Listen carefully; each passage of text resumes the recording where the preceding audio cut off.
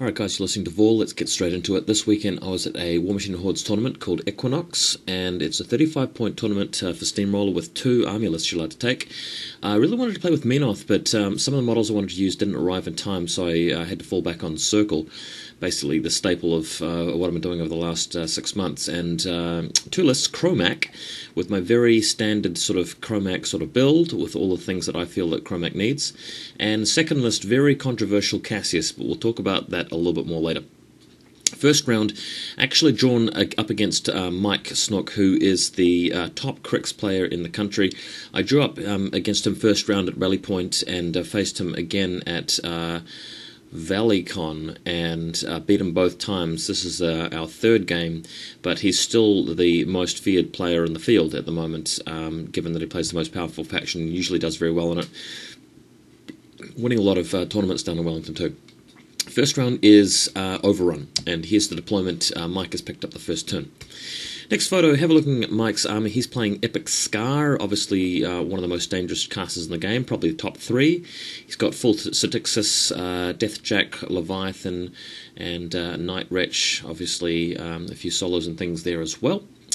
And here we go. On to the third photo. Mike has taken his first turn and just screamed all the way across the board with his Satyxs. So what I've done here is I've actually just moved up a little bit, got into position to do some damage, and I've ended up using the spray on the Pureblood to actually pick off some Satyxs and use Warpwolf to move up, send a Stalker up and kill a couple and lightning strike back. So he has actually already lost a few Satyxs, but not many, and putting down the cloud just to block a line of sight with the Gobbers, and Kromac hanging at the back of the forest with Warpwolf up. Next photo, so what's happened here, in fact I've jumped ahead a fair bit, obviously playing under pressure with timed turns, I forget to take photos, but let me just talk you through what's happened in this next photo, because quite a lot has progressed. The Satyxs have actually charged through and actually killed one of my Stalkers to the left, and I've then retaliated and wiped out the entire unit of Stalkers with everything I've got. I've got the Pureblood, the Stalker, my Stalker, the Kromac himself, the Gorax, the Blackclad, and then the Stonekeeper. And after the end of that turn, I have moved the Blackclad and Stonekeeper into the zone so that he doesn't, control it, but he will be able to kill them next turn and pick up a control point. I've also put the Swamp Gobbers in the way, blocking with a cloud block so that the Deathjack can't charge the Pureblood and take it out. Deathjack has admonition on it, and Scar has actually feated. That's why I can't actually affect his army, but I was able to kill the Satyxs, so I'm surprised he actually used it then. He could have actually used it the next turn and really inconvenienced me. Next image, the Pureblood hanging back here next to the wall. Obviously he wanted to get out of the Deathjack's charge range, but the cloud should prevent that. The Deathjack could actually move over and attack him, I think, but I'm not sure if there's quite enough range.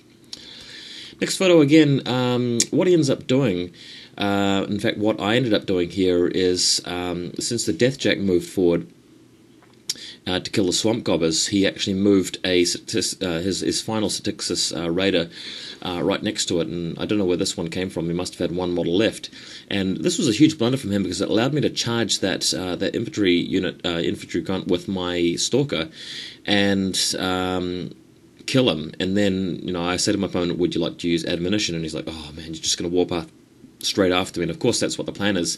Because he moved that infantry model next to the Deathjack, I get around admonition just like that, because if he doesn't use it I smash the Deathjack. If he does move back 3 I follow him with Warpwolf. So going to the next image, the Stalker actually rolls terrible for dice, doesn't actually kill the Deathjack. And the Pureblood also goes in here and charges and has to use Ghostly, so he's only power 14, I think, and still doesn't kill Deathjack. So the Deathjack's actually there with a couple of boxes left. Very unlucky for me. Next image, follow-up turn from Cryx sees the Stalker actually taken out. The Deathjack's done a power attack headbutt which hit and knocked him down. Then he basically shot at the Deathjack with everything he had, Scar, the Leviathan, everything else, and I'm left with Kromac and the Gorax and the Pureblood. But I actually feel quite comfortable with this because I should be able to take out what he's got in the zone with the Pureblood if I continue to heal it. So next image, Kromac moved up and has actually killed something in the zone. He's actually used a rift, and I believe I made a mistake here. I actually made a rules error.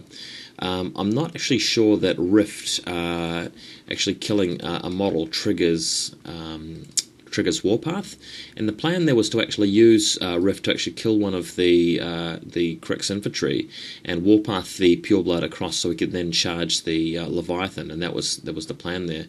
So in fact, while I'm even doing the battle for, we're actually going to look at Kromac's card and look at Warpath.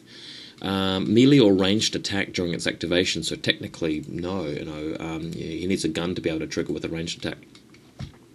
But anyway, we played on, and the Leviathan's there. The Gorax has also run in to engage him, so that's what's happened. If you go to the next photo, the Pureblood has been destroyed, but Kromac is now ready to activate with everything in range of him. So what he can actually do is go into beast mode and start hacking things up.